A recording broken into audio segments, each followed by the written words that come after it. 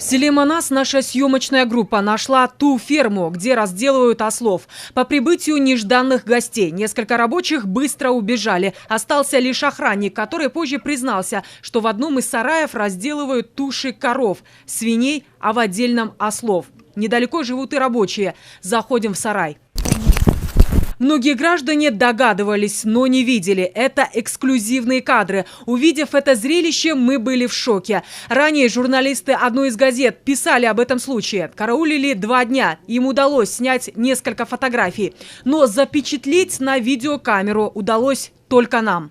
Наша съемочная группа приехала в село Манас, в ту самую ферму, где разделывают туши ослов. 10 дней назад наши коллеги-журналисты из газеты написали об этом. Сегодня мы сами стали свидетелями и видим эти головы ослов, кишки. В общем, картина ужасающая, а вонь зловонная.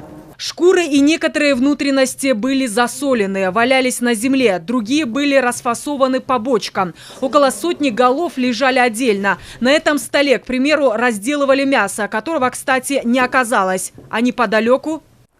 За сараем разводят этих ослов.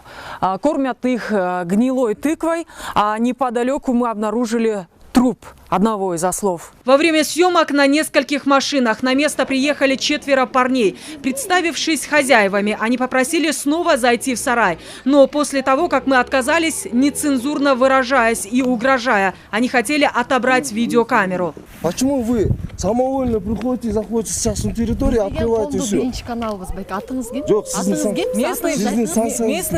Местные жители, вот смотрите, вы послушайте, вы говорите или я скажу? Вы задайте вопрос. Вы до конца скажите свой. Хорошо. Нет, вы задайте вопрос. Не трогайте моего оператора. Тебе нормально. Оператор просто руководство своим показаниям. Все доказательства, материалы имеются Сокуловского.